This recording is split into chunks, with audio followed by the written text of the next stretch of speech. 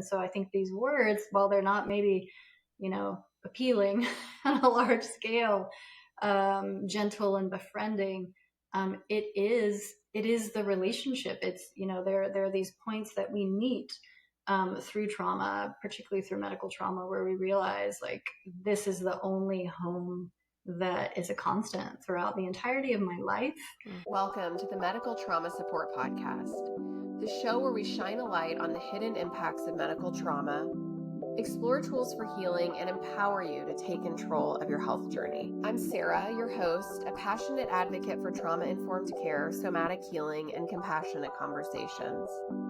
I'll bring you expert insights, healing strategies, and personal stories of resilience to help you feel seen, heard, and supported on your path to recovery. Hello, everyone, and welcome to the Medical Trauma Support Podcast. I am incredibly excited today because Jenn Wooten is here to talk with us about her work. But before I have Jenn introduce herself, I have to share a little bit about the history of my work with Jenn. Jenn has been my teacher. I was thinking about it and realized that it's been probably 11 years. And my first engagement with understanding anything about the nervous system came from your yoga for parenting class, Jenn. And it was the first time that I had heard anyone really talking about the nervous system. And you were talking about how the parents' nervous system is the metronome for their child's. And so that alone literally shifted how I show up with my kids.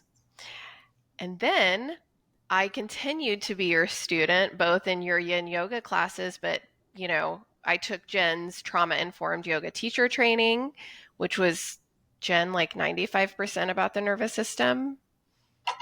And then, and an additional 50 hours somatic training. So I had to start this out by saying that I love Jenn and her work has really impacted me so much. And the way that I show up when I'm with people who are healing from medical trauma, so much of it is from what I learned from you, Jenn. So thank you.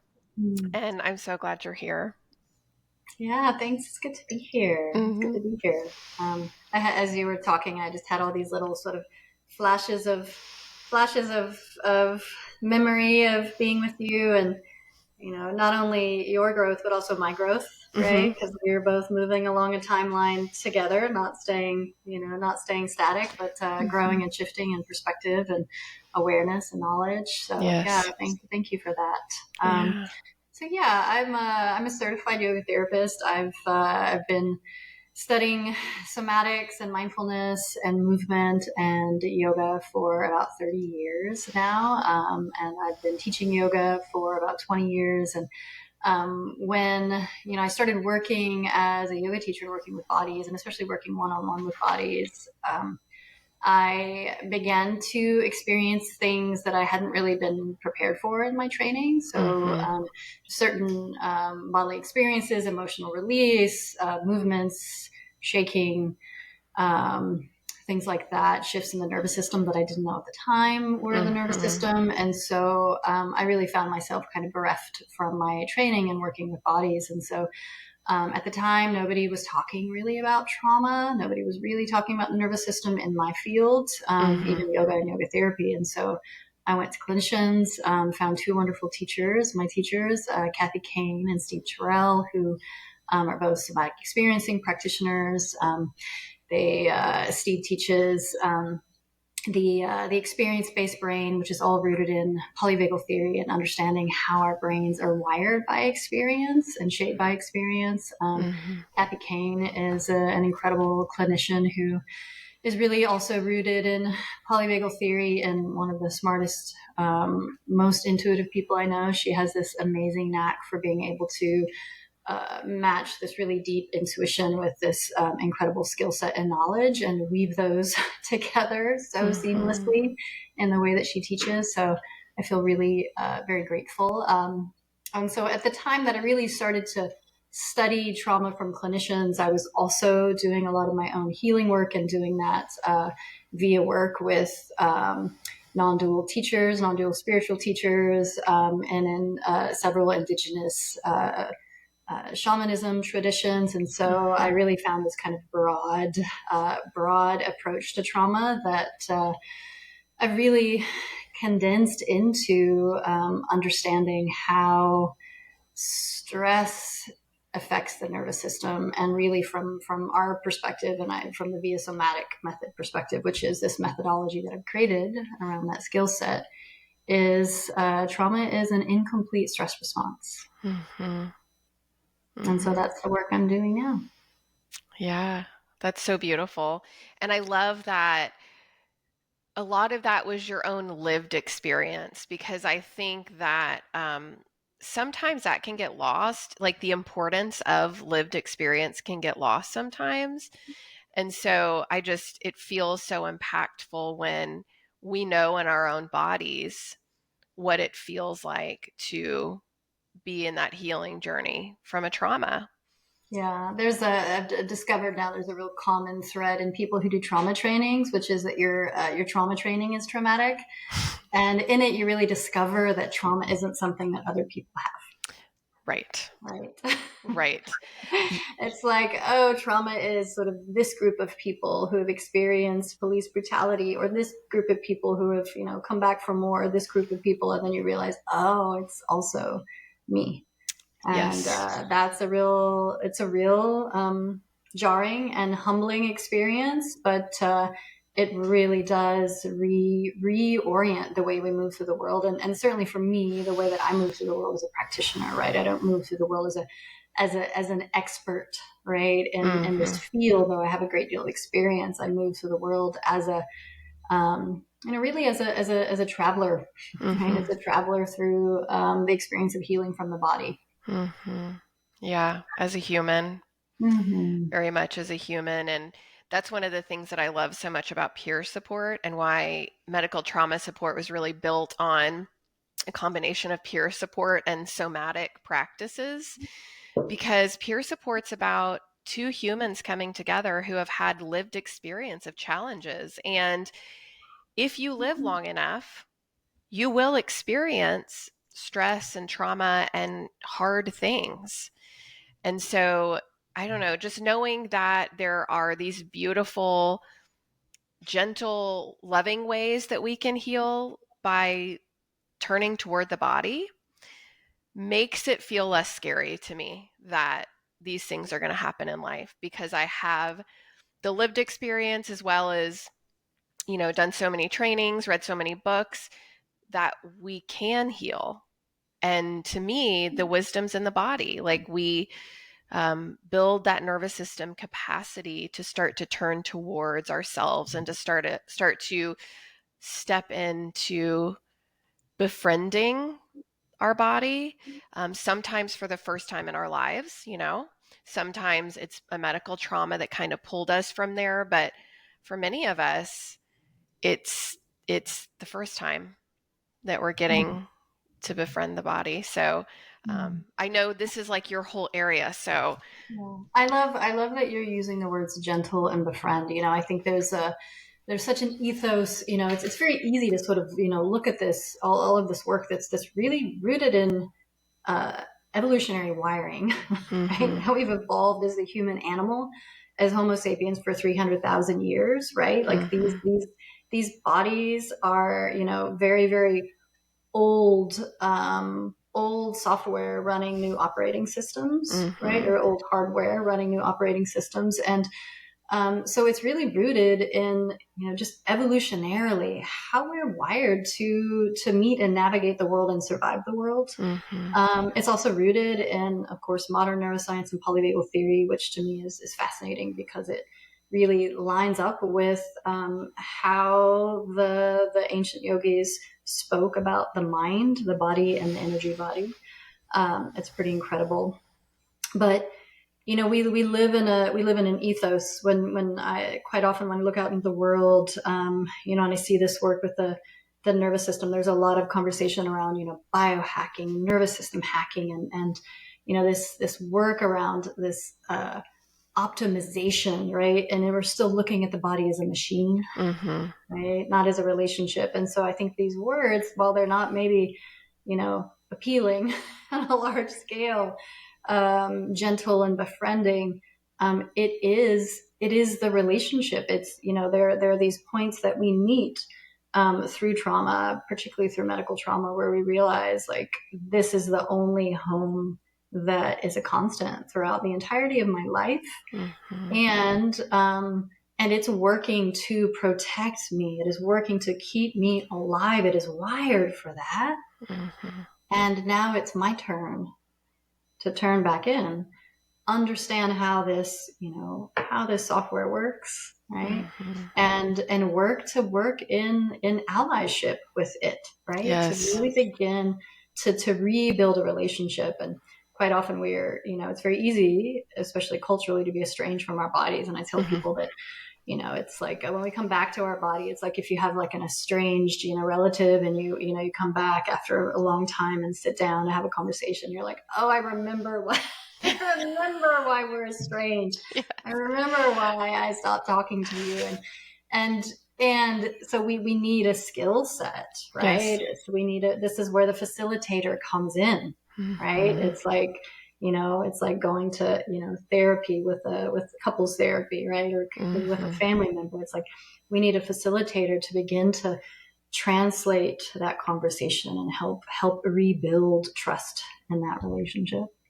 Yes, yes. And that leads me into the work that you're doing. And I was wondering if you would share about Viasomatic. And, as I said, when we first started, I have done, in addition to my yoga teacher training with you, a 50-hour training, specifically like diving deeper into the nervous system and, understanding that more deeply. And I was hoping that you could tell the listeners a little bit more about that.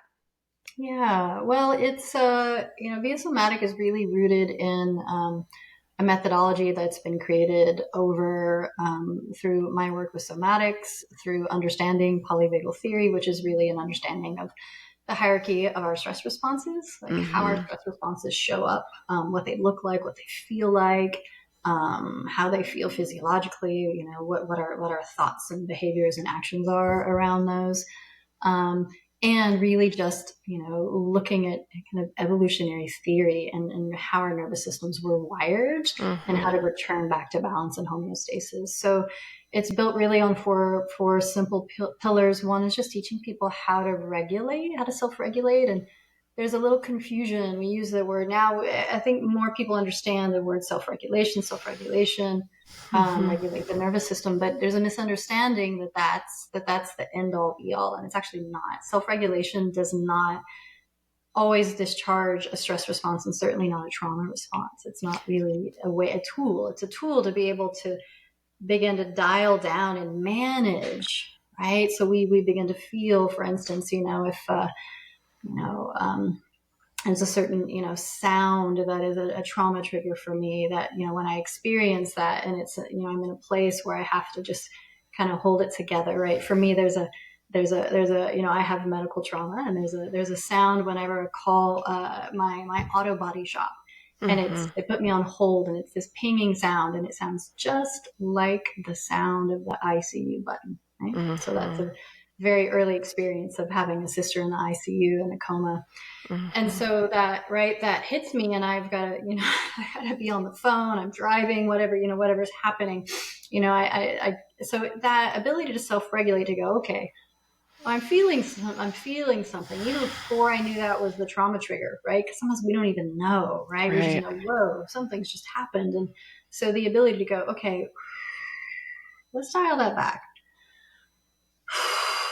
I feel something happening. I'm getting activated. All right. I'm not sure what is going on right now, but I have some control to be able to manage that. Like, just that is a lot for some of us who feel completely out of control in our nervous system, right? Yes. It just feel like we're just being tossed around, our cage is being rattled, right? Absolutely. And Jen, I'm wondering if we can stop there. So that's like kind of the first part. And I know one of the practices I've shared many times, which is straw breath. And I'm wondering if you want to share that practice with the listeners, or if there's another one you want to share for people who are listening who are really resonating with what you Yeah. said.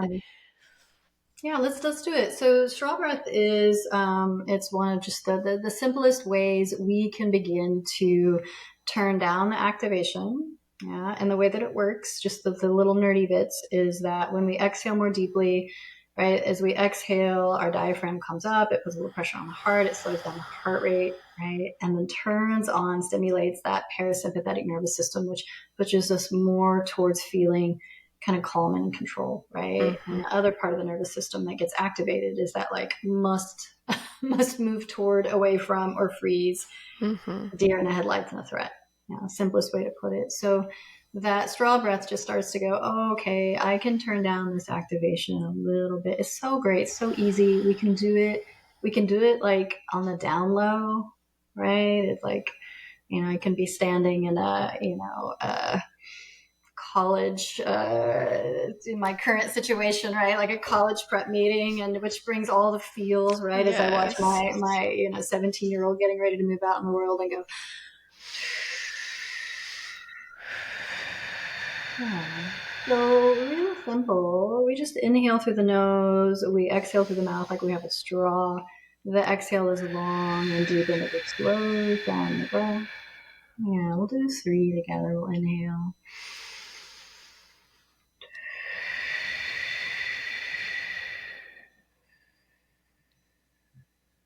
Yeah, let's do 2 more, and inside can be, I'm safe where I am, safe in my body.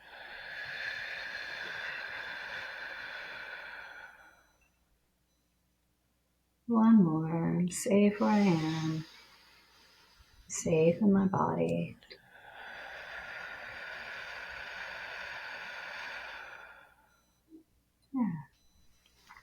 Yeah, and I love that you added that mantra too, that people can also include. They can think that inside as they're doing straw breath, or even when you're not doing straw breath, a reminder that you're Yeah. safe when you have taken the time to let your nervous system look around and see, oh, I am actually safe. I hear this beeping and it's bringing me back a little bit to a past trauma, but I'm going to let my body look around, my nervous system, and see that actually I am okay right now. Yeah. And And that yeah. right now is key. We talk a lot about grounding in the present moment, but that right now is key, especially for trauma triggers, because, with a trauma trigger, like we're in survival mode, right? It feels like something has to be done now, right? So for Yes. me, the sound of that beeping is like my world will never be the same again. It's Right. really that is the that is the undercurrent of that sound, is the recognition that my life, my relationship will never be the same again.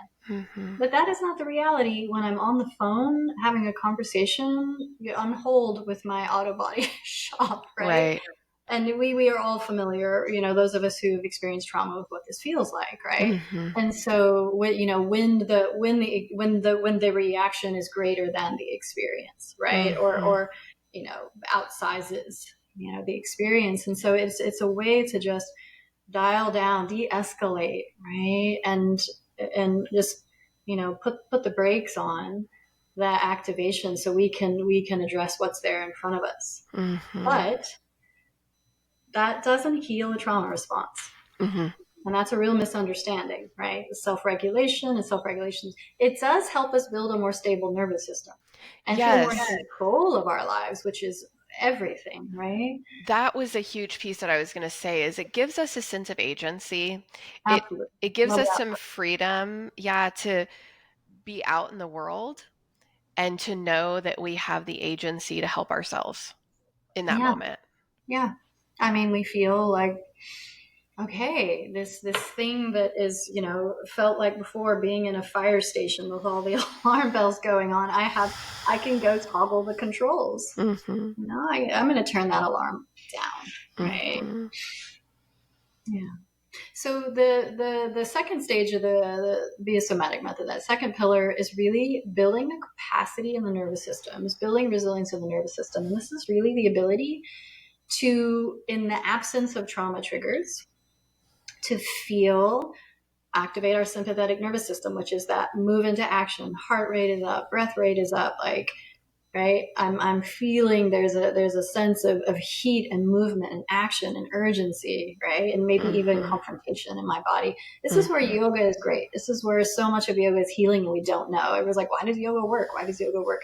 Because we are cultivating that capacity, and yoga doesn't work because it's calm, right? Move because it's calming, right? Always. Movement, right? Those somatic practices don't work always because they're calming. The goal is not to be calming. The goal is to build a nervous system, right, that is not calm all the time. So we wouldn't survive like that. And frankly, there are things to not be calm about, that we have to be moved into action, right? The ability is to have a nervous system that can move from action, movement, right? Like be a force for change in the world, to self-advocate, to move away from things that don't work for us, to move toward things, to create change, right?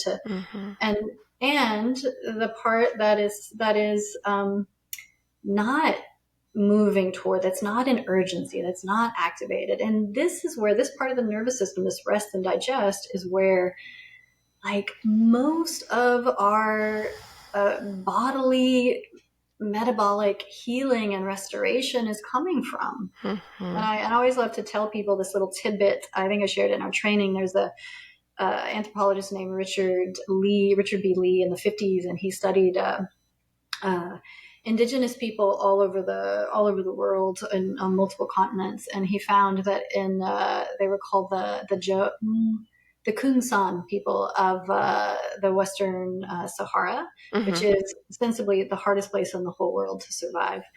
And he studied their work week essentially and found that all of the active things that they needed to do, like childcare and cooking and repair, right, upkeep, maintenance of shelter and tribal space, that their work week was about 15 hours a week. And then the rest of their time was just spent in rest, in conversation, in social engagement, connection, and curiosity, and creativity. And he really created the foundation for what was then dubbed the original affluent society, right? That affluence wasn't about material things, but about just time, right? Yeah. And so what this really highlights is that our nervous systems are not wired to be running around in a constant state of urgency and productivity all the time. In fact, if we look at life from an indigenous perspective, which I think is really informative, our nervous system is supposed to be active maybe 10% of the time, right? That sympathetic activation that moves us toward things, right? Moves us toward survival, moves us away from threat. So we have to build the capacity of our nervous system both to be activated. Most all of us know how to be activated. We get activated, but we don't know how to bring it back down. And so this ability to toggle into activation and back into deactivation, into rest and digest, to essentially let our nervous system come up and let our nervous system come down, builds resilience. And the heart rate variability, which is one of the big indicators of resilience, is our ability of our heart rate to essentially move up and down with great ease. And that those kind of workouts, like HIIT workouts, where we essentially like get our heart rate way up and then we pause, right? And we do something slow, actually help increase heart rate variability. So essentially they're doing this building capacity, right? Bringing the nervous system back down. So in that second pillar, we just start to cultivate the capacity for people to have resilience, right? So they're unafraid when their nervous system is activated, when they go, oh, I recognize this as sympathetic activation. I'm in an activated state. Right? Yeah. Not, oh my God, like everything, right? Everything's falling apart. Like, oh my gosh, what's happening? The world's on fire. I can't find a job.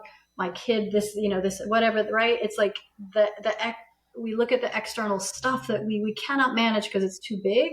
Yeah. And instead, our turn is, wait, here's an internal reaction to the external world. And you know what I can manage? I can manage this internal reaction. And I can see it, right, as a sympathetic reaction. I'm in a stress state. I'm in Yeah. a stress state.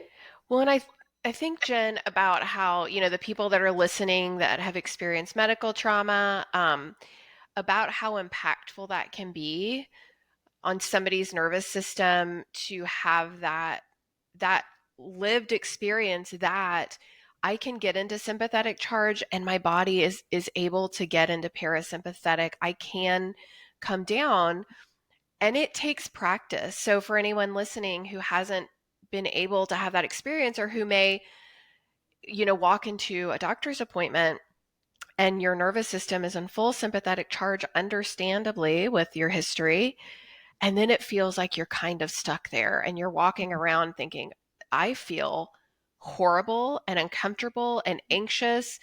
The more that you get to know your nervous system in this way, and the more that you start to pay attention, just hearing this conversation, I think for some people will be helpful for them to start thinking, just paying some attention to it, right? Oh, yeah, that was really scary. Like, that was really scary when I was in the doctor's office, or, finding out that I had a diagnosis. And I actually, yeah, my nervous system was able to come down a little bit. So I just feel sometimes like even having that knowing in your brain is helpful, because you can start that really early, gentle process of being curious. Like, Um, what is happening? the language also matters, because when we can go into a doctor's office, right? I've guided many people through this experience. We can go into a doctor's office, say, if we're, going to have fertility treatments, right? And Mm-hmm. we have trauma. We can go, oh, I'm having a stress response. Mm-hmm. Mm-hmm. I'm having a stress response, and it's different than I'm feeling anxious, right? Which there's still Right. stigma around, right? I'm Or having there's something anxiety, wrong with me, right? right? And Ultimately. I'm having a stress response puts the accountability also back in the hands of the provider, Mm-hmm. who is doing the work with us, right? Because Mm-hmm. whatever's happening in the room is creating a felt sense of not being safe. Mm-hmm. So being able to go, yeah, I'm having a stress response. Can we just pause what's happening right now? Because I'm having a stress response and I need a minute to just breathe. Mm-hmm. Right? And what I find quite often is that my nervous system coaching clients end up educating their providers, Mm-hmm. which is not the way it should be, but the way it is right now. They end up Right. educating their providers about what it means to experience trauma and be cared for with Right. trauma. And I have a couple of clients who have really taken that as a sacred obligation, right? Mm-hmm. And probably because I've guided them toward that. But right, we would do that so somebody else doesn't have to. Right. Yeah. And again, just talking about that feeling of having some agency and knowing that we can use this language and we can say, I'm having a stress response right now in a way that is totally normalized, because we're humans and we have a nervous system. So a stress response is part of being human. The medical provider that you're sitting with has also had a stress response and may currently be in a stress response, depending Right. on what their day's been like. And when you start to pay attention to the nervous system, you can start to pinpoint when other people around you are having a stress response. Oh, that's when things get fun. Yeah. And you're like, okay, I'm not going to take this personally, because this person is in I know. flight right now, or they're in Yeah. fight. Yeah. Yeah. Oh, yeah. It's I watched somebody come into my class yesterday. It was so funny. And like, they were just bent, as the kids say, like, oh, she's bent. And, and I think before knowing this, it would have been when you see somebody in a fight response, they literally walk in bent out of shape. Right. Mm-hmm. And then Mm-hmm. we take it and then we respond, of course. And then it becomes a confrontational. Right. Right. And it's like, that doesn't have to happen. Right. Right. I see that person. It has nothing to do with me. She's just bent. If you're in the Mm-hmm. right spot, walk into the room. Right. And then walking out smiling. Bye. Thank you. Mm-hmm. Right. And so, it does help us learn how to human better, certainly. Yes. Yeah. And have more compassion. Yeah. So I could talk about this all day with you. But I'm gonna let you move on to step Yeah, 3 so, of your so 4 we're pillars. taking on top of this. The third pillar is where, this is where we begin to bring in stress and trauma triggers. And in my work, I really know what happened to people unless they tell me or unless it's on the Mm-hmm. intake, right? So it doesn't Mm-hmm. require going into the story, Mm-hmm. but it does. So in my case, right, of the beeping sound, the way I work with a client, I'd be like, okay, let's go to the beeping sound. What happens in your nervous system there?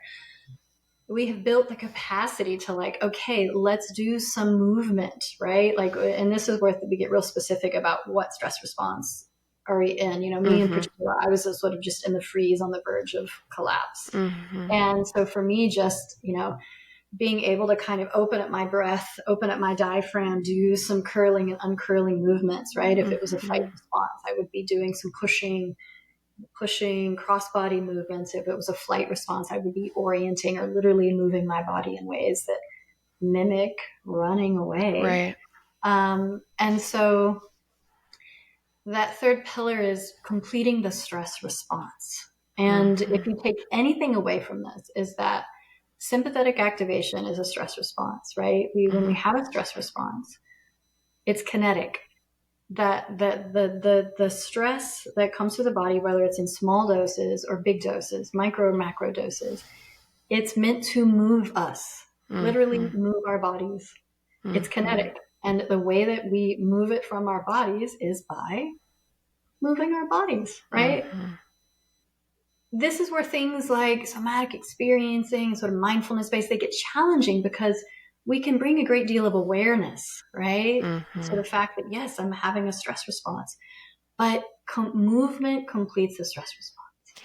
And I have a Right? question, Jen, in that because quite a few people who are listening who've experienced medical trauma or who come to our peer support groups, they have experienced something that's happened to their bodies where their abilities may have shifted and they may not have the ability to move in the way they could before. They may not have the ability to go running or go walking.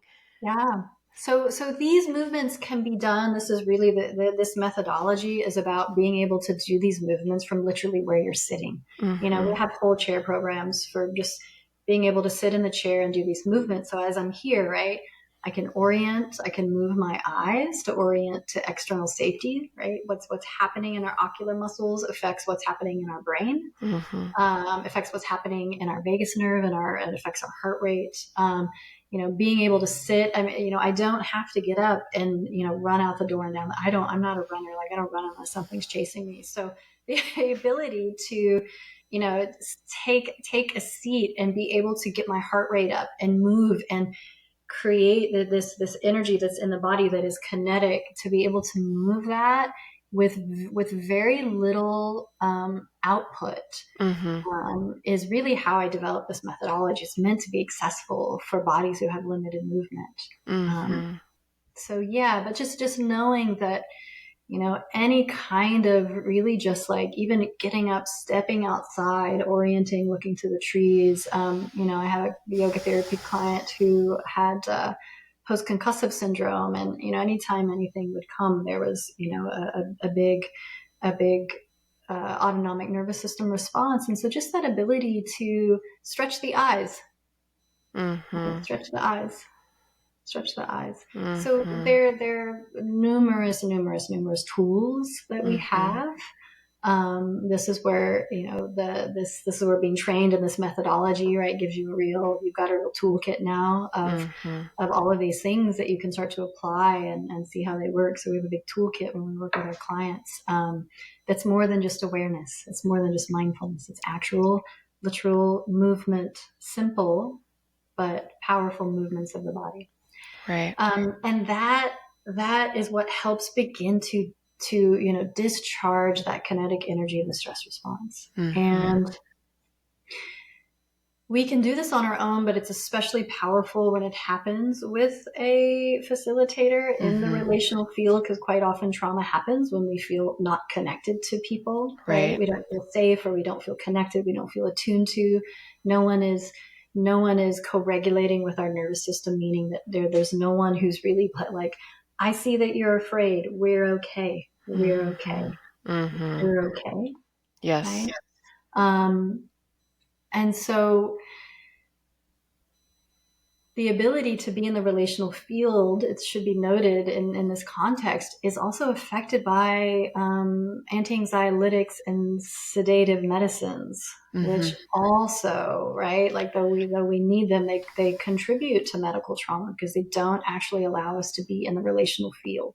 Right. And trauma quite often happens when we feel alone and isolated and disconnected. Yeah, and I know we haven't gotten to your fourth pillar, but I want to stop there for a second just Yeah. because that's such a common experience for people who've experienced medical trauma is there was a procedure where we were under anesthesia.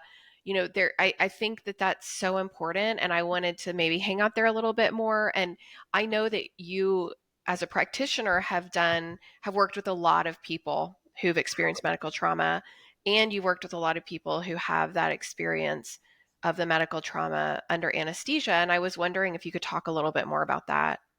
Yeah, I mean, my one of my closest friends is an anesthesiologist who's done all of this training with me, who's attended all of these trainings and has this understanding. And she cannot tell me with any great confidence that the body doesn't experience what's happening just Mm-hmm. because our conscious awareness goes offline, right? Mm-hmm. And so, my experience has been, if I describe it, it's like, and it's an intense way of describing it. It gets the point across that, like, our body doesn't know that it wasn't mauled by a bear, right? That Right. that something didn't happen. And so even when our consciousness was offline, and so, this is where it can be a little bit tricky as a Mm-hmm. practitioner navigating like what was happening in the nervous system. Quite often, I see the people coming out, they can have a range of stress responses and multiple stress responses, right? Usually Mm-hmm. come up through kind of a ladder of stress responses, but quite often it's freeze or collapse, right? Because Mm-hmm. they've been literally immobilized, right? Yeah. And so in medical trauma, we are immobilized, right? While something Yes. is happening. Yes. And so the ability just to mobilize the body, just to get the body mobilized and moving, feeling strong, right? Mm-hmm. Working with cross body connections. I've worked with my dear friend after a, pretty intense and invasive surgery on her digestive organs. And, Mm-hmm. as she was healing, it was just really about reconnecting her to her center, to the Mm-hmm. center of her strength, right? Just turning on proprioception, awareness of where body is in space, Yes. turning back on muscles, right? Turning, getting, fascial chains connected back in, and really just ultimately connecting her back to her center. Mm-hmm. And so we're moving from an immobilized response back to a mobilized response. So we don't stay stuck in that immobility. We don't stay Right. stuck in the paralysis, right? And a lot of things can happen. I've seen a lot of things happen in that paralysis, right? I've seen people come out and be in complete psychosis Mm-hmm. because when the body cannot source safety, the mind tries to sort safety, Mm-hmm. right? And it can sort safety through, narratives, paranoid narratives and psychosis, right? Lots of ways in which the body's so amazingly resilient. It's just amazing to me, like all the ways in which we try and cope. But Mm-hmm. to mobilize the body and find a sense of safety and strength and power back in a Yeah. body that's been immobilized is really, really useful and valuable. Yeah, and I think too, for people who may be listening who are supporting people post surgery, to know that also attunement as they come out, and attunement is not words. Attunement is like that connection. It's listening. Attunement is Yes. listening. It's the deepest Yes. form of listening, right? We're Yes. listening not just to what people are saying, we're listening to the tone of their voice.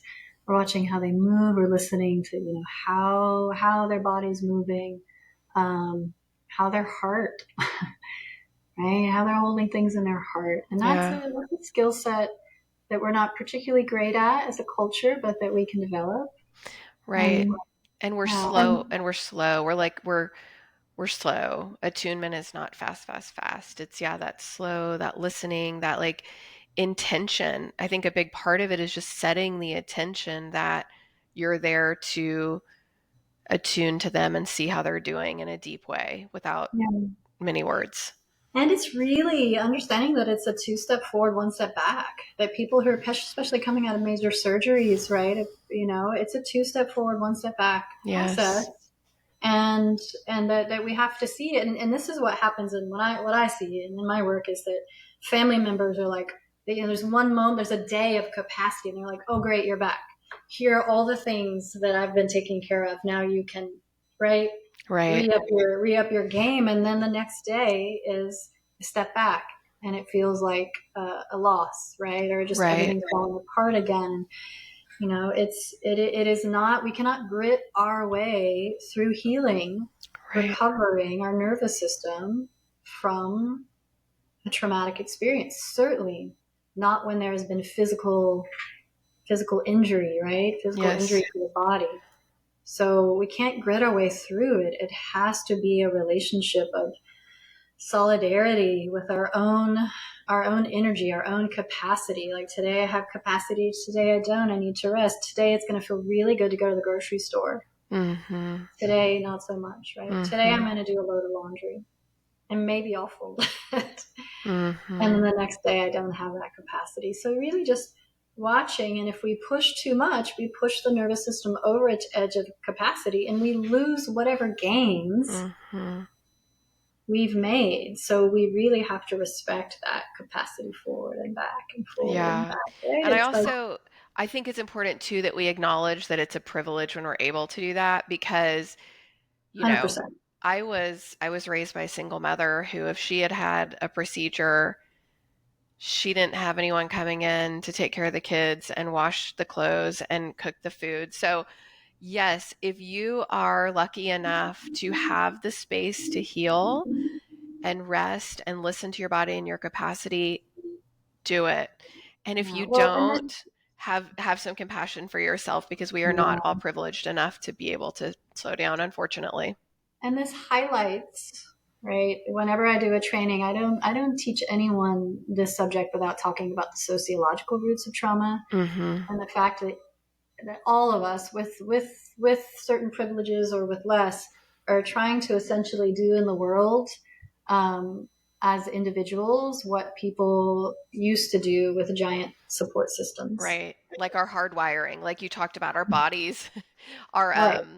what word did you use? The hardware. Hardware, the old hardware, The right? old hardware needs that The base. community. It But needs a network. It needs a support system. And right, yes. it's like we're not meant to be doing all of these things in isolation. And that is the most pervasive cause of trauma of any other thing. I say Yes. that without any hesitation. Yeah. Yeah. Thank you. I think it was so helpful to take the time to go a little bit deeper into that because I think it's such a common experience for people who've experienced medical trauma. So thank you for doing that. And I feel like your fourth pillar leads right into what we were just talking about. Mhm. Yeah, which is deep rest, the turning on the parasympathetic nervous system, right? Mm-hmm. The nervous system needs to recover metabolically, Mm-hmm. needs to recover from a stressor, right? Mm-hmm. And so that ability to move into deep rest, and usually people who are coming out of medical trauma who have really limited capacity, we actually start with deep rest. Mm-hmm. And so what I'll give them is like yoga nidra scripts. There are all sorts of free yoga nidra scripts out there, but they're just these meditations. And rest is not just sitting and binge watching or sitting and scrolling on your phone, right? That's like laying around on the couch. It's like there's a form of physical rest there, but we need a psychic, right? We need rest of the psyche. Mm-hmm. We need rest of the mind. Mm-hmm. Yeah, because you know as well as I do that we can be laying down and still churning our nervous systems 10 ways to Sunday, right? Setting Right. off all the alarm bells. And so we need support in bringing our mind down, down, down into the body, into a sense of safety, to a sense of ease. So this is where things like yoga nidra, embodied meditations, can be really, really useful. I mean, I guide people through this in my nervous system coaching, but there are all sorts of free resources out there. We have free resources on our website as well, that just help people really begin to drop back into that parasympathetic function. And that is like the last stage of like, okay, now I can go meet the world again as a quasi-functional human, right? And do the things maybe that I, are fine. And what I'll say quite often is when we go through these big, major crises, life crises, we talk about post-traumatic stress, but we don't talk about post-traumatic growth. And post-traumatic growth is the ability to grow after a difficult experience. Essentially, it's ability to grow after we have had, been just a puddle on the floor, right? After we've just had our ass beat down. Yes. Yes. and humbled Yes. right? In that space, we develop mercy and compassion for the world. Yeah, I mean, right now I have working with someone with medical trauma who has a great deal of privilege and, and education and moxie and who, is really developing a sense of like deep mercy for navigating the medical industrial complex. Right. So Yes. like what it's like with someone with resources and education and the ability to self-advocate, and how difficult and challenging it is. Right. Yes. If there's a sense of mercy for how are people doing this? Yes. Why does this thing exist? Like, why is it so complicated? Right. Right. And so, we start to see that there's systemic roots to these things, that it's not personal quite often. Right. And we want to do something about it. So this ability to move into post-traumatic growth, right? It actually, it can guide us not into just getting back to normal. And we're well within we're entitled to sort of get back to normal, right? But quite often what I tell people is that, resilience isn't about getting back to where you were, because you're going to be a different person. Right. Right. And how do you develop the skills, the resilience to take the wisdom and not the damage, the wisdom and not the damage from that? Yeah, it's funny because as you were talking about that post-traumatic growth, which I think about a lot, oftentimes we do things to then serve others who are in the place that we remember being, that we clawed our way up from. And that's how medical trauma support came to be, Yeah. So there's so much beauty and service to other humans that happens through post-traumatic growth, because we know what it is like to be in that black hole, thinking, how am I going to get up? Yeah. And so it's that lived experience of just really knowing the pain and the terror, and also that it can get better. Yeah. And something else I really feels really valuable to add here, as we're speaking to an audience, is that the onus of trauma informed care is on our providers, and we really should be asking and really demanding, that our providers are trauma trained, that they're trauma informed, that they understand what a stress response looks like and how to de-escalate. Right. And, I see, we're part of this, organization. Sarah, remind me of the medical organization, the nonprofit. Do you remember the name of it? My brain that Tabitha started. Oh, Hope for Healthcare. Hope for Healthcare. Yeah. Yes. A nurse educator began, and it was really rooted in looking at the traumatic experience that medical providers experience as a result of working with patients, and in a system that doesn't support them. In a system that doesn't support them. So you have medical providers who aren't trained, right, in understanding what's happening when people walk through their door, angry, agitated, fearful, Mm-hmm. anxious, right? Mm-hmm. Who aren't trained in understanding and de-escalation of the nervous system. And then, so the cycle of trauma just goes around and around. And I was so grateful to be able to introduce you, into that dialogue, because if medical providers understand, if they know how to recognize stress responses and help de-escalate them, Mm-hmm. then they're going to be experiencing less trauma that comes from their patients, right? And it's a Absolutely. cycle of healing. It's like, instead of a cycle of traumatizing each other, Yes. we can be in a cycle of healing. And so I think the onus is on us as consumers, right? And I know the medical industrial complex feels big and overwhelming and navigable, perhaps by design. Um, but that we begin to hold the accountability to those systems and say, if you're, doing IVF, are your providers trauma informed? Right. Yeah. And that is actually part of my personal process when I'm looking for a new care provider for myself or for my kids, is I will call and ask if they're trauma informed. If there are multiple providers, I will ask, here's my situation. I have a history of medical trauma. Which provider would be best for me? And oftentimes they know. They're like, oh, I'm going to put you with this person.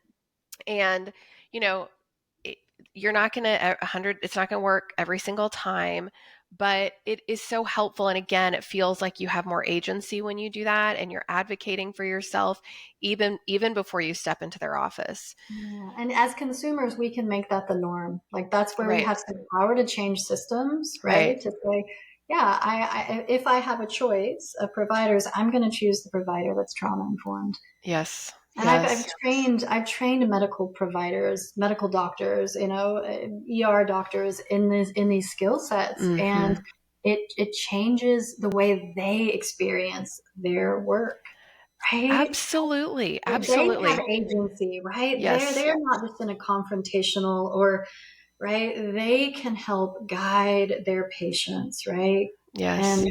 And it becomes a really different system Mm-hmm. that humans are navigating, and not a in medical industrial complex, but humans humaning together, which is what people go into this field for anyway, because they Yes. want to help people. Yes. They want to human well with other people. Yeah. That's so beautiful. And I do, Jen, this has been a phenomenal conversation. I've been so excited to talk to you about all of this and share it with other people. But before we go, I wanted to ask if there's anything that you have coming up that people can access to help themselves, trainings, anything like that that you'd like to share. We haven't quite posted them, but if you go to our website, viasomatic.com, we have some nervous system shift events. So this is really about movement, breath work, mindfulness, and nervous system education. Mm-hmm. We've got one happening in March and one happening in July. So in person, we'll be doing. It's a strange time to be alive and have a nervous system if you live in the United States, and so we're going to be doing just how to ground your nervous system in the midst of uncertainty and chaos. So Mm-hmm. we'll have some virtual events, but yeah, one of the best things you can do is get on our mailing list, and we'll send you info. There we're essentially a bunch of somatics and nervous system nerds who love all things nervous system related, and really just so believe in this power of this work. It's not a pill, and it's not a patch, not a it's not an instantaneous thing, right? That nobody's got time for anything other than that. But it Mm-hmm. is it is so incredibly effective and life changing to be able Yes. to really learn about, understand your nervous system. It changes how you, as you said, how you parent, how you partner, how you work, how you care for yourself, how you move through the world. And if everybody had this information, we would all human certainly much more gently with each other. Yes. And with ourselves. With ourselves. Yeah.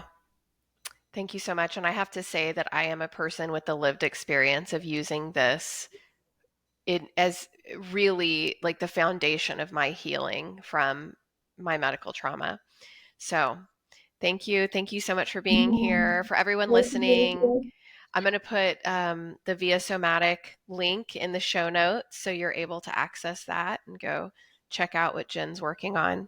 Thank you, Jenn. Thank you, Sarah. It's good to be with you. Thanks, Thanks. everyone. Thank you so much for listening to this episode of the Medical Trauma Support Podcast. If you are looking for some tips to soothe your own nervous system, you can go to my website and find a free guide to doing that. The website is medicaltraumasupport.com.